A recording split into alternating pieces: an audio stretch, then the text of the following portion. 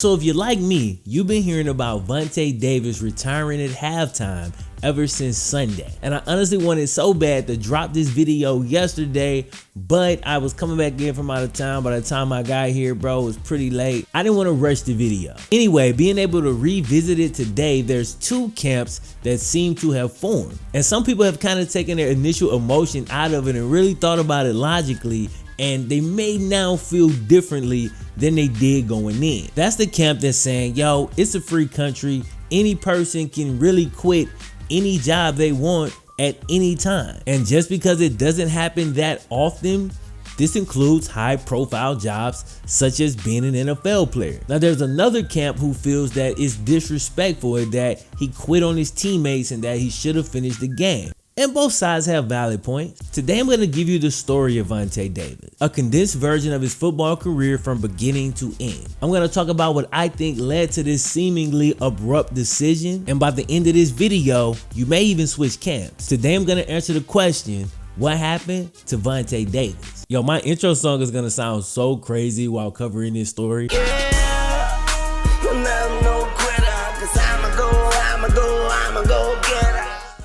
Vontae Davis was raised in Washington, D.C. by his grandmother, Adeline Davis. Some families are just filled with talent, and it's clear that this was the case for the Davis family, as Vontae and his older brother Vernon both ended up having long careers in the NFL. Now these guys have been known to get under the skin of some football purists, as Vontae's older brother Vernon inspired this speech. Vernon just, it was something that I told everybody at the very beginning of the week. I will not tolerate players that think it's about them when it's about the team. We cannot make decisions that cost the team and then come off the sideline and it's nonchalant. I would rather play with 10 people and just get penalized all the way until we got to do something else, rather than play with 11 when I know that right now that person is not sold out to be a part of this team. It is more about them than it is about the team. I cannot play with them, cannot win with them, cannot coach with them, can't do it. Now, can you imagine the speech that Mike Singletary would have given if he was coaching the Bills right now? Like, it would be epic. Vontae was never as highly touted as his older brother though, only being rated a 3-star prospect coming out of high school. This was after catching 8 picks, racking up 600 receiving yards on offense, winning the city championship, and recording a 4.4 flat at the State College Nike camp, all during his senior year in high school. Vontae decided to attend Illinois and continue his success on the field, becoming a freshman All-American. He went on to have a great career at Illinois, recording 206 tackles and 7 interceptions in 3 years. Vontae didn't perform at his best at the NFL Combine, but he did a better job at his pro day, once again running a 4.4 flat and posting a 37.5-inch vertical. Standing 6 feet 200 pounds and playing a cornerback position, dude was hella strong, bench pressing 225 25 times. Vontae was selected in the first round, 25th overall, by the Miami Dolphins. From 2009 to 2011, Vontae got 9 interceptions for the Dolphins while averaging about 40 tackles per season. But after losing his starting job in 2012, he was traded to the Colts, where he had his best NFL years, making the Pro Bowl in both 2014 and 2015. So here's the question. What happened that 3 years later, a Pro Bowl corner decides to retire at halftime? Well, it seems like it all began in 2016, where the Colts defensive coordinator Greg Manusky, who had been there since Vontae got there and helped him become a Pro Bowl corner, that D coordinator was fired. During that season, Vontae's Pro Football Focus rating went from an 86.9 in 2015, which was the 3rd highest among cornerbacks in the league, all the way down to a 47.3 in 2016. You're talking about a steep drop off. Now again, part of that decline, new defensive coordinator. Another part of that decline, nagging injury. So in 2017, when Vontae injured his groin, the Colts were beginning to think that he might be damaged goods, and Vontae ended up missing a few games. While he was out, his backup played pretty well. But after those few weeks were up, Vontae came back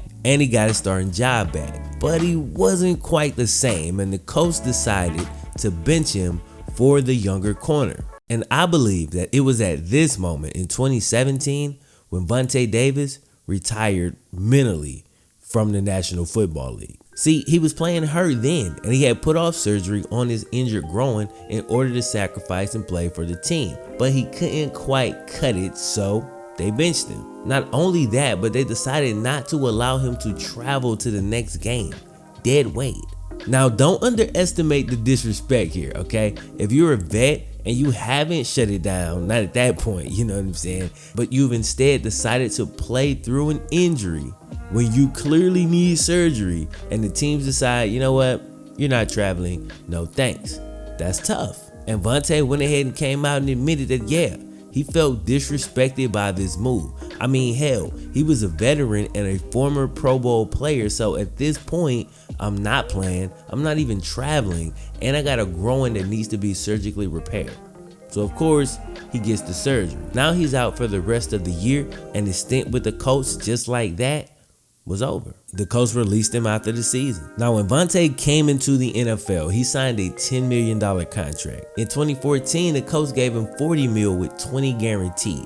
My point is, my man had a good career. He'd made a good living, and I think after the situation with his groin and the Colts, he was ready to walk away from it. That is, until the Bills made him an offer that he couldn't refuse. $5 million contract to play one more year. You're also dealing with the guy who had just been completely disrespected by a team who just a few years earlier he'd made the Pro Bowl with. So he wanted to prove that he could still do it. So Vontae gets to Buffalo, and I think all of us can admit that we all knew something very weird was going on there. The second they benched Tyrod Taylor last year, when he was playing pretty well and they were making a playoff push, but they were so ready to put in this other guy because apparently they'd rather lose with him than win with Tyrod.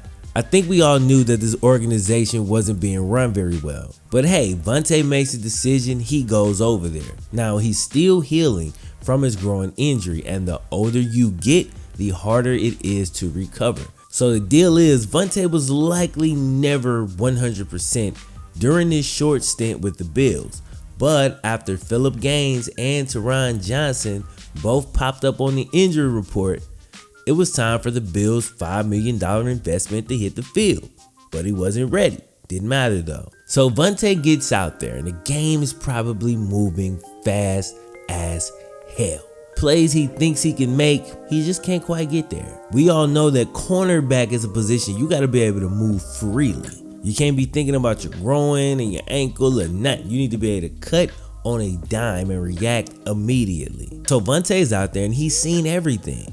He's been doing this for 10 years. He already knows what's up, but he cannot make the plays. And that's when he was finally able to confirm what he had been thinking really for the last year. This wasn't for him anymore.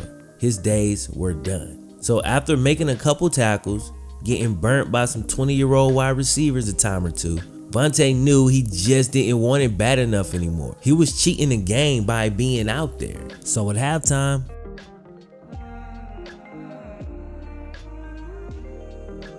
and when you think about it, he kind of stayed true to Mike Singletary's words aimed at his brother a few years earlier. I would rather play with 10 people rather than play with 11 when I know that right now that person is not sold out to be a part of this team. It is more about them than it is about the team. So bam, based on Mike Singletary's logic, it would be more disrespectful to go out onto the field when you're not completely, in his words, sold out for the team, or you're not completely bought in, when you're out there thinking about yourself. Now real quick, let me read you an excerpt from Vontae Davis's retirement statement. This isn't how I picture retiring from the NFL, but in my 10th NFL season, I've been doing what my body has been programmed to do. Get ready to play on game day. I've endured multiple surgeries and played through many different injuries throughout my career, and over the last few weeks, this was the latest physical challenge. But today on the field, reality hit me fast and hard. I shouldn't be out there anymore. I meant no disrespect to my teammates and coaches, but I hold myself to a standard. Mentally, I've always expected myself to play at a high level, but physically, I know today that just isn't possible. I had an honest moment with myself. While I was on the field, I just didn't feel right. And I told the coaches, I'm not feeling like myself. I also wondered, do I want to keep sacrificing? And truthfully, I don't, because the season is long and it's more important for me and my family to walk away healthy than to willfully embrace the warrior mentality and limp away too late. Now, when I hear that, that sounds like a guy who's very self-aware, okay? That sounds like a guy who is the opposite of selfish. Because here's what's selfish, all right? I ain't feeling it no more, but guess what? If I just stay on this team, I'm gonna make another $5 million. So I can go out here, go through the motions. Our team is trash anyway. I can collect a check and be $5 million richer by the end of this. That's selfish. That is disrespectful. It's not disrespectful to say, yo, I can't help the team. So instead of me selfishly staying out here, I'm gonna go ahead and bow out. Now, again, he probably should have finished the game. He probably should have. I'll keep it a buck. He should have finished the game, all right? I'm just not in a position to judge, and probably nobody here is, but everybody's not going to be self-aware enough to know that they ain't in a position to judge. Hell, I quit my sales job on my lunch break to come and do YouTube full time. If it wasn't for that decision, I'm not even here making this video right now. It's the best decision I ever made. Sometimes things run their course. And when it's time to move on, it's time to move on. I might be taking this a little far, but I personally think what Vontae Davis did is kind of the honorable thing to do. By staying there, all you're doing is blocking a young corner from coming up. You holding a spot from somebody who really wants and probably needs this job. And here you are with the job and you don't even want it. You ain't even putting everything into it.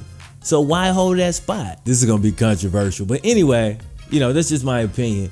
I would love to know y'all's opinion in the comment section. If you enjoyed this video, don't forget, click the thumbs up button, subscribe if you're brand new. Appreciate y'all watching the videos. As always, I'm gonna holler at you next time. My name's FlemLo Raps. One.